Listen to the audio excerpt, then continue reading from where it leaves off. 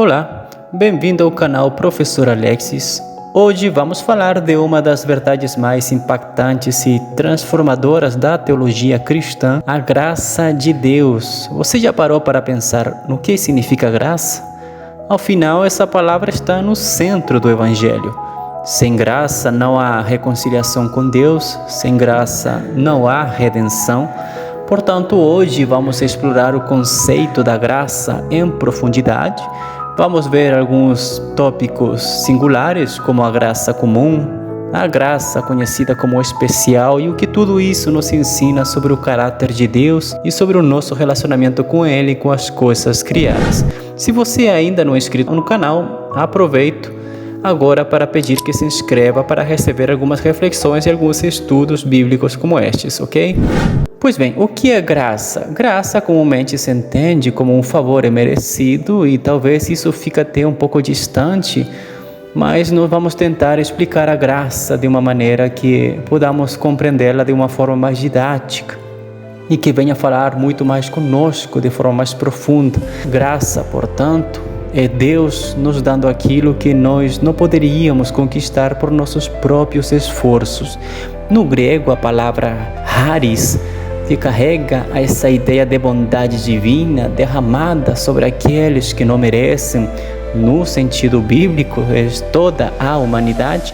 E Paulo explica isso claramente em Efésios 2, versículo 8 e 9, porque ele diz: pela graça sois salvos, e isso vem pela fé.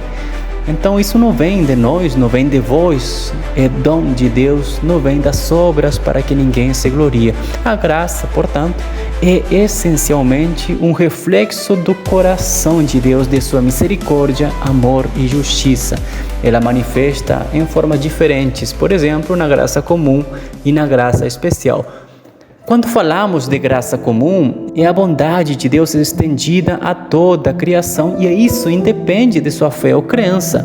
Leia, por exemplo, Jesus disse em Mateus 5,45, porque Ele faz nascer o sol sobre os maus e os bons e faz chover sobre os justos e injustos. Em outra oportunidade, vocês devem lembrar que Ele diz também que Ele alimenta até os passarinhos. Portanto, todo ser humano que tem alimento na geladeira é graça de Deus. E aqueles que ainda não têm esse alimento é porque a mão do homem está retendo o que Deus está dando para toda a humanidade, para que seja bem distribuído, mas o homem, na sua cobiça, ele acaba retendo mais do que ele deveria. Portanto, essa graça é visível na ordem e na beleza do cosmos, na provisão de alimentos, no progresso científico e também no progresso tecnológico, e até mesmo na consciência moral que impede o caos total na sociedade. É isso nós conhecemos, por exemplo, o argumento moral de Deus, que esse é um tema que exploraremos posteriormente. Pensa comigo. A graça comum é o que impede que o mundo seja consumido por completo pela destruição. É por isso que Deus concede sabedoria, talentos e recursos até mesmo àqueles que não o reconhecem. Mas atenção, a graça comum nos salva, ela nos aponta sim para algo maior. E para esse algo maior é o que nós entendemos como graça especial. Então aqui entramos no coração do Evangelho, a graça especial. Essa é a graça salvadora que transforma corações, regenera pecadores e nos reconcilia com Deus. Em Romanos 5, versículo 8, encontramos uma declaração poderosa, porque diz: mas Deus prova o seu amor para conosco, em que Cristo morreu por nós, sendo nós ainda pecadores. Essa é a graça que chama, justifica e glorifica, de certa forma, um pecador. Portanto, é um convite de Deus pela sua grande misericórdia. É isso que Paulo descreve em Efésios 1, 4 ao 5, quando diz: assim como nos escolheu nele antes da fundação do mundo para sermos santos irrepreensíveis diante dele em amor e nos predestinou para sermos filhos de adoção por Jesus Cristo. Pensa em Pedro, que negou Cristo 3 vezes, mas foi restaurado também por graça, e a graça que o traz sempre de volta a Deus, embora o homem às vezes negue essa graça, ou seja, mal agradecido, ele se acaba se colocando em um pedestal, acaba se colocando a uma altura que não lhe cabe, pois já diz lá no livro de Jó, capítulo 34, que se Deus quisesse de alguma forma fazer mal para o homem, bastaria ele retirar seu espírito e toda a vida da terra voltaria ao pó. Portanto, isso é a própria vida que nós temos, é graça.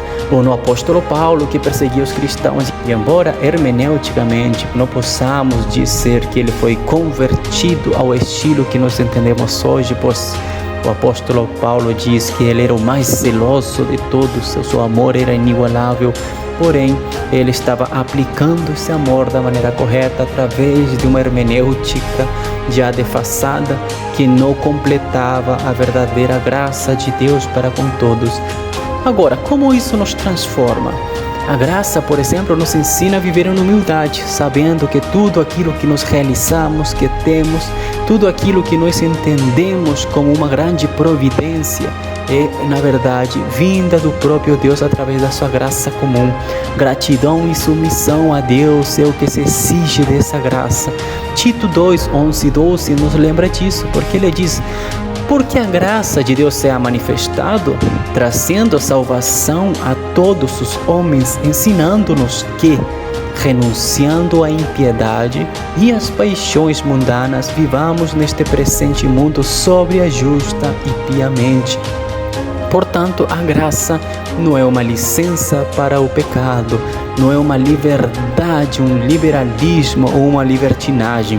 Na verdade, ele é um chamado para transformação. É também um convite para sermos agentes dessa graça na vida dos outros, perdoando, amando e principalmente apontando para Cristo. Portanto, queridos irmãos e irmãs, a graça é a essência do caráter de Deus. Ele é uma dádiva tão imensa que nos constrange, nos molda e nos leva a querer viver para a sua glória. Deixa a graça te guiar e te transformar hoje.